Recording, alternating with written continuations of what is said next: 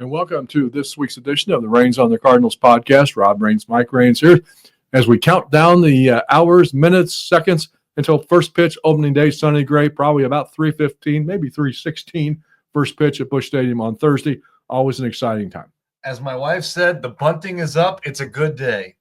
It'll be it's always exciting. You see the grass on the field. The Cardinals will work out at Busch Stadium on Wednesday, the Twins as well, and then get ready for first pitch on Thursday. We're sending 6 lucky people to the opening day at courtesy of STL Sports Page. Thanks to those who entered our contest last week in the newsletter. If you'd like to subscribe to our newsletter, you can find that information elsewhere here on stlsportspage.com, or just email Reigns at stlsportspage.com. We'll get you signed up, and you can be eligible to enter all of our contests. So 6 people going to opening day. You got some other people who signed up who are going to get some tickets for later on in the season. So always appreciate our readers and appreciate everybody who enters the contest. Be sure to follow the newsletter because you never know when the next contest is going to come up, the next tickets. There's always giveaways and prizes happening. Speaking of contests, before we get into the baseball talk, I think it's a good thing that I write about baseball because it probably is. My NCAA bracket is not doing very well. Well, there really haven't been that many upsets in the tournament. And that's my problem is I pick upsets and then they don't happen and then I get messed up. Quite a bit of chalk has been pretty good this year. Well, yeah, one seed going to the Sweet 16, one seed that's higher than the 6th seed, and that's Arkansas, which is not exactly a small school. I know this is a baseball show, but some people would argue that the NIL money has done better for football to make it a wider range than it has for basketball to make it less competition. Martin Hill is leading our contest, a 4-way tie for second. You have to go way down the list to find me. We had 241 entries. Did you check and see what my bracket is at the moment? I know I was ahead of you. I'm at 223. That's not great. Out of 241. It's not great. Good thing I know baseball. So anyway, let's move along to some baseball talk. Later on in the show, by the way, we're going to tease something that's going to come up here later on in the podcast. Sally had a chance to go down to Busch Stadium on Monday and check out some of the new features. Our food and travel editor, Suzanne Corbett, was there and got some interesting information about some of the new food items and some of the other things that are going to be going on down at the ballpark. You can check out we've got a story about that as well up on stlsportspage.com. We'll also, of course, have all the information for you on opening day, the countdown, the first pitch, all of the ceremonies going on. You can find that in the story on stlsportspage.com as well. But we got a couple of sneak videos with Chef Norman Taylor coming up here later on in the show. All right, Monday night, Cardinals play in Memphis. They beat the Memphis Redbirds 3-2. Nolan Arenado, a 3-run home run, which is a good thing. But I think the more important thing is you look ahead to Thursday, because the Cardinals used a lineup that I suspect, barring last second injury, last second development of some sort, is going to be the lineup that they roll out there on Thursday against the Twins. The only thing I want to call back to the attention of that game is it has me a little bit worried about Andre Palante. And I have been since the beginning, and I'm not going to shy away from that. Right. He's struggling to get that lineup out. And the other guy, Matt Koperniak, 4 for 4. What more is he supposed to do? Hitters hit. That's what one of the signing scout told me about him is hitters hit. So he keeps doing that. I think you'll see him in St. Louis at some point this summer. All right, so let's break this down. We're going to go one by one down through the Cardinals starting lineup, and then we're also going to talk about the other roster decisions that they made at the end of camp and as they set that 26-man roster. And we know the Cardinals are going to use a lot more than 26 players. All these guys that we're talking about, they're going to be in St. Louis at some point during this summer. You never have enough pitching. You never have position players who are going to get hurt. Somebody's going to not perform. You're going to have trades probably coming up toward the deadline. So the Cardinals will be using all of these players at some point during the course of the season. But starting out leadoff, I think we're going to see Lars Nootbaar in the leadoff spot. And I think you and I would both agree that's probably not where we want to see him long term. Mm-hmm. But if he's playing well and he's good right there now, he's one of the guys that hasn't really been, I would say, talked about as much because people are focusing more on Arenado, Contreras, Gorman, and Walker.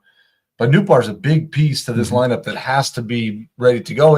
And he's one of the veterans of this lineup. And I think the one thing is we've seen stretches of him playing really well in the past few years, Problem is his ability to stay healthy and stay on the field. And at least through spring training, he was able to do that. I am glad that he's playing left field and not center field. I think when we did last week's show, we projected that he would be the center fielder on opening day. So here's my concern about Newbar.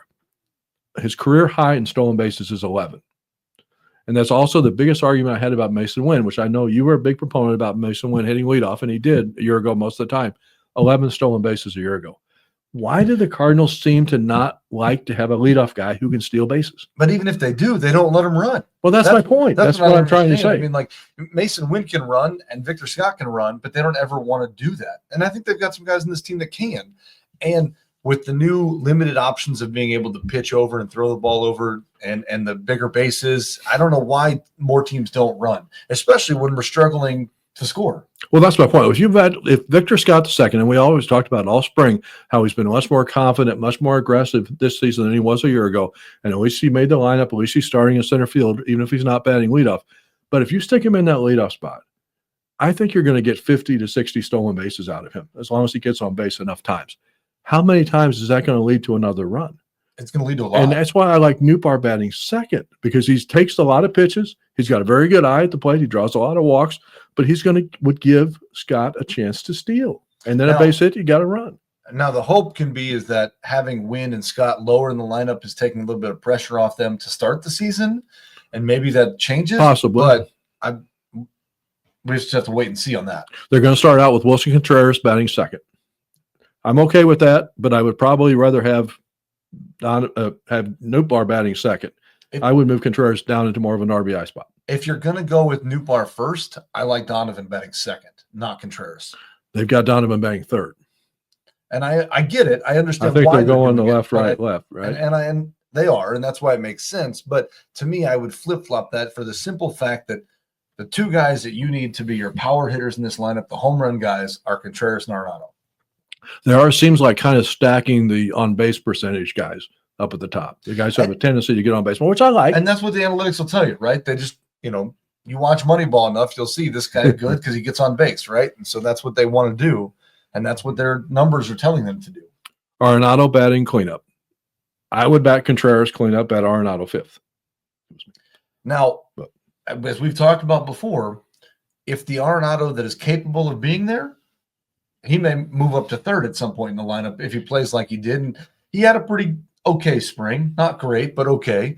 But the big home run in Memphis, so the hope is that he's ready to play, knowing that his future kind of rides on this too. He is one of those players that you kind of probably have, and we were talking before we started taping this show about spring training numbers. And he's one of those guys, even though he didn't have a great spring training, you have to kind of give him the benefit of the doubt at this point because he is a veteran. He knows how to get ready for the season. But now the season starts, there's no more giving him the benefit of the doubt. He has to perform. He has to perform. And I think he has to understand that if he wants to be able to go somewhere, if the team's not playing well, he has to be playing well. Or if he's playing well and the team's playing well, he's going to be perfectly content staying because they're playing well. So I think he's got to understand that no matter which way he looks at it, his future rides on this season. Alec Burleson and the Cardinals lineup batting fifth as the DH. I'm okay with that. He's one guy too. Again, if you say spring doesn't matter, he didn't have that great of a spring. He got better later. Yeah, as did Newbar.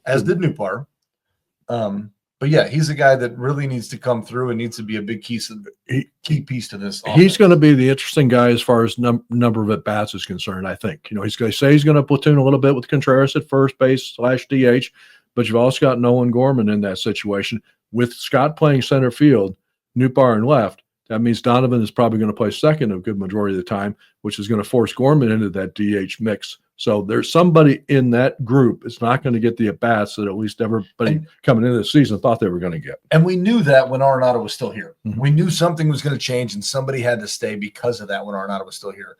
But I think the interesting thing is going to be which one of them gets on base more and strikes out less. And that's going to be who you see slowly get more at-bats. And it may be a case of somebody getting hot and then getting to run with that guy for a while, and then they cool off, then you switch to another guy. So it could be a case like that. And knock on wood, you hope for no injuries, but somebody's going to get hurt somewhere. It always happens. And so it's nice to have some depth in the lineup.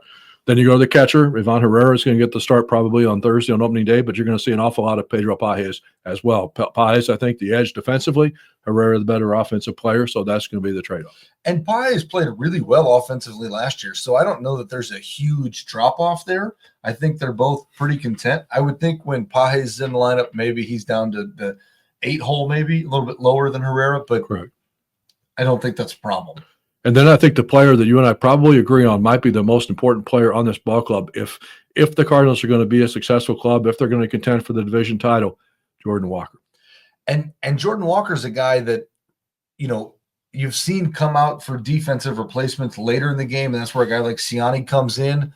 But if Walker's forcing their hand offensively by playing well, then he's, that's going to make a big difference too to some of the playing time for somebody like Siani. But I think Walker's a key piece to this lineup. And then Victor Scott II is going to bat 8th, at least on opening day. I honestly am surprised he made the ball club. I know he had a great spring training. We talked about it a lot. We saw him play all spring down in Florida. But I still kind of thought the path of least resistance was to put him in Memphis every day, to play every day, playing Newbar and Siani in center, even though Siani had a horrible spring. But so I'm very pleasantly surprised that he's made the ball club and is going to be starting in center field.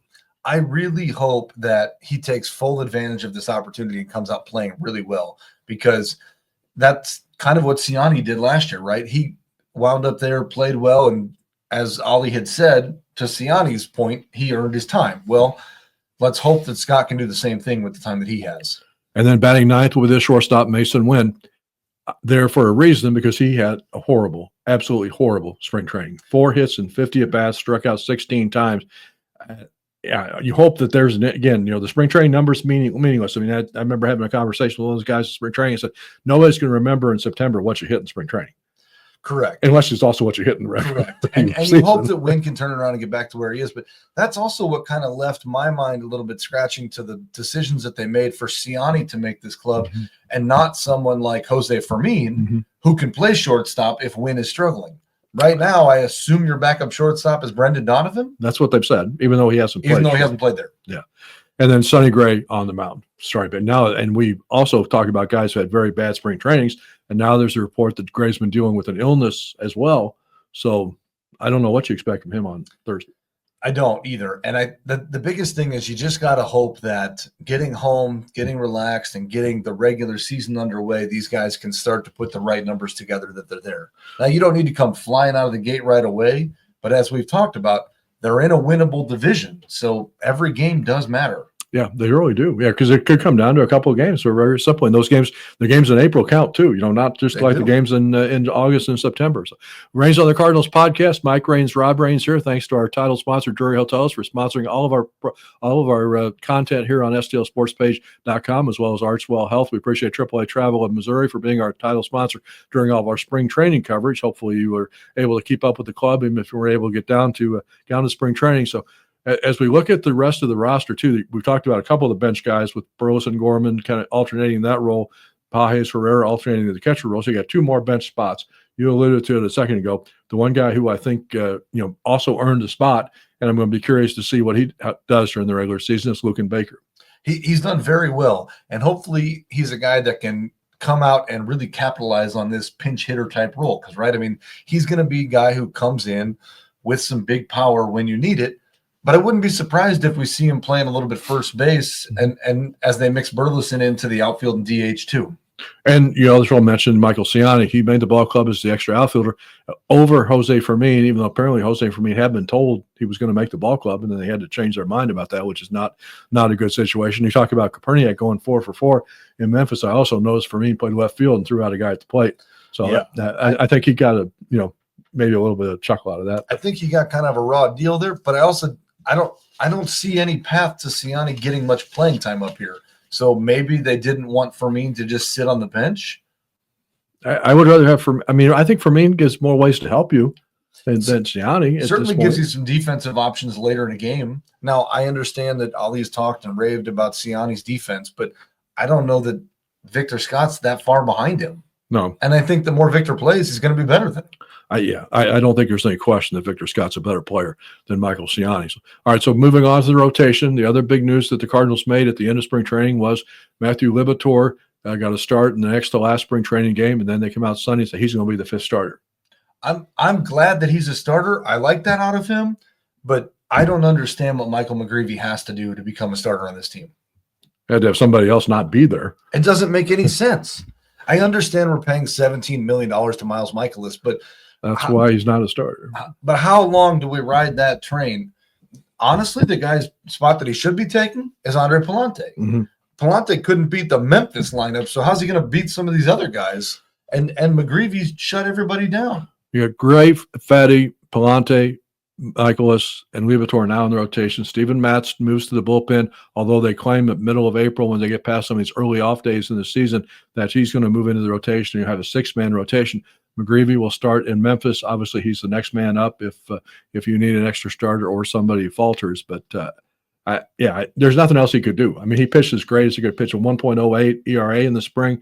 You know, this was lights out every time he got the ball. Didn't walk a batter in 16 innings. So it doesn't make a lot of sense to me. But for whatever reason, Ollie and his staff seems to really love Palante, and they let him run out there, and he pitches so much to contact that's what worries me. McGreevy doesn't pitch to contact. He strikes people's out. He throws control.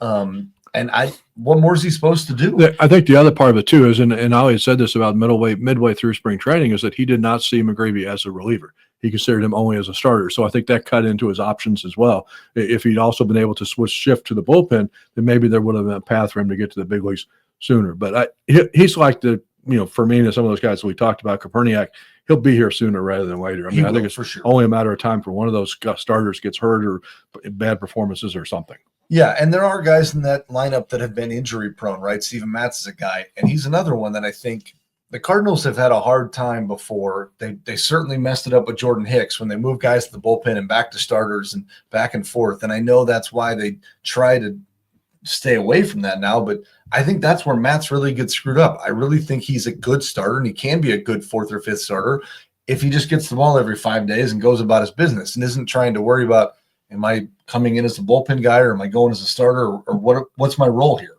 I do like the bullpen. I think they've got Helsley at the back end. Obviously, record-breaking year a year ago. How long he'll be here, whether he's another guy that could potentially be moved at the deadline, since he is a free agent at the end of the season, will be determined. But I think they've got the setup guys. They signed Maton late as a veteran guy to maybe take that Kitteridge role. But Roycroft, Leahy both had terrific springs. Romero had a very good spring. Fernandez was good. So I think they've got some weapons they can use in the bullpen. I think so too. And Maton has been a closer. So, if we get to the point where we need to trade Helsley because it's not working the way the season's going, between JoJo, Fernandez, and Maton, you've got your 7th, 8th, and 9th right there, regardless of whether Helsley's there. So having Helsley in that mix to take that, you've got some good options. I think our bullpen's set up really well. So as we mentioned right off the top of the show, we got an opportunity with along with the other media people to be down at Busch Stadium and watch some of the work being done on the field and the preparation for getting ready for opening day. The bunting is up, as you mentioned, but I think everybody gets excited about what new food options are available down at the ballpark. And Chef Norman Taylor was entertaining with some of the new featured items. I know a couple of them have your attention. The intentional walk display out in center field is going to be interesting. Asian food. Crumble cookies at the ballpark is going to be exciting. Get to that one. Yeah, we got some new hot dog features. On top of that, which is our in-house smoked brisket, topped with barbecue sauce and then fried onions. We also got 2 sausage links from our friends B&W up on the hill. We're getting a red hot link, which is a spicy sausage. It comes with peppers, it can come with onions, it can come with sauerkraut. I personally like mine with just the red peppers and a little mustard. We are also getting a bacon cheddar brat from them. Now, both the brisket dog, the red hot, and the bacon cheddar dog are all served on a nice, great big bun from Fagios up on the hill. So we got a lot of smoky, St. Louis flavor in all of us. But the bacon cheddar brat is topped with sauerkraut, a spicy aioli, which is a mixture of mustard and mayonnaise, and also toasted onions. We have enough of here for everyone to taste, but as you can see, right here is the display of the brisket dog, the red hot, and the bacon cheddar brat. As soon as we get done with everything, we'll make sure everyone gets a taste. Now let's walk on down here, and we'll talk about each of your walk.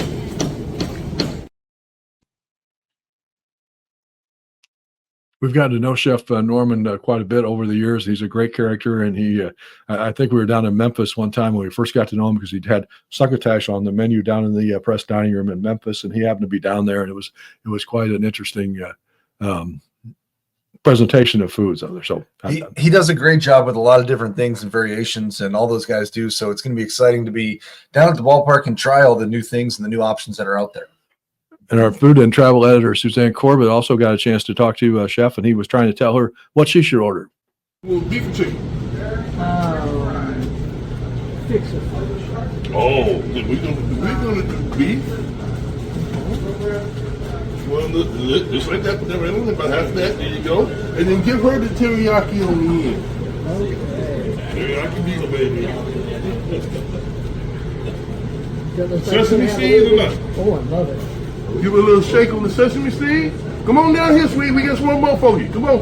Who's next? Time for our predictions of the year. We appreciate Chef for his tour of the food down at the ballpark. Always the food at the ballpark is always fun, and it'll be exciting. Check it out. We do obviously have to kind of make a prediction here since we're talking about opening day. So we're going to talk about how the Cardinals are going to fare, but I guess before that we'll launch into the whole division. The Cubs obviously made the most moves over the winter. Milwaukee, Chicago, Cincinnati is going to be better. Where do you see the Cardinals stacking up the division? Then give me an actual win-loss number. Yeah, it's going to be tough, right? I think the Cardinals are probably third in the division if you look at it the way it is right now today. Is this team capable of beating Milwaukee and the Cubs? I think so. But right now I see the Cubs 1, Brewers 2, Cardinals 3, and then probably a toss-up between the Reds and the Pirates. I like the Reds a little better than you. I think the Reds are going to be an interesting ball club. I really like the addition of Terry Francona to be their manager. So they've got some guys coming back from injuries as well. So I think that they're going to be right in the middle of that mix. I think the one thing we both agree on is that I don't think you're going to have to finish very many games over 500 to win this division. I would agree. The thing on the Reds for me is there's a lot of young guys that all have to play well. There's not a lot of veterans in that lineup that they have. They've got a few in the offseason that they traded some, but they've been relying on a lot of young guys, and they got a couple injuries that have been a challenge too. Well, we know the Chef knows what he's doing when it comes to food, but he's also was able to give us his prediction on what he thinks the team's going to do this year. So here's Chef. Of course, we have the Savannah Bananas event, but I'm more optimistic about this season than a lot of regular Cardinal fans, and I'll tell you why. We have replaced 2 Hall of Famers, obviously, in Molina and Pujols. Matter of fact, we have replaced 2 first ballot Hall of Famers. That's going to take a little bit of time to get. But in our division, what do we really have? Milwaukee should be good. Cincinnati, yeah. Because we don't really talk about around here for obvious reasons. And we have a young, hungry team. Now, they're going to take a minute to get ready. But I am very optimistic about the season. From 2 years ago to last season, they've made an improvement. Now, they're not going to go to the World Series overnight. We have a tradition of here in St. Louis of the Cardinal way. I use it with the food, I use it with my team, and I know these guys are going to do it on the field. So I'm really looking forward to this season.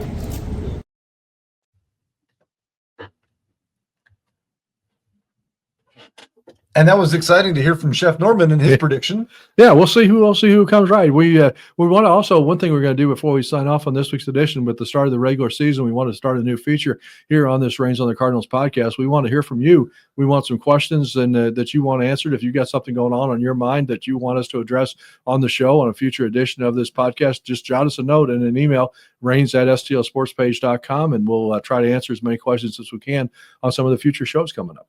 Yeah, we try to stay relevant on all the topics that we think matter, but we also want to address what matters to you all. So send us your comments, thoughts, concerns, questions, and we will address them as we see fit. So thanks for the visit. Thanks for tuning in. Enjoy opening day. Enjoy the season. Let's hope it's a better season maybe than some of the pundits are predicting the Cardinals do. We actually what we all know is that you don't win games on paper. You have to go out there and win them on the field. So we'll be looking for that. So enjoy all of our coverage here on stlsportspage.com. Thanks for watching the Reigns on the Cardinals podcast. See you next time here on stlsportspage.com.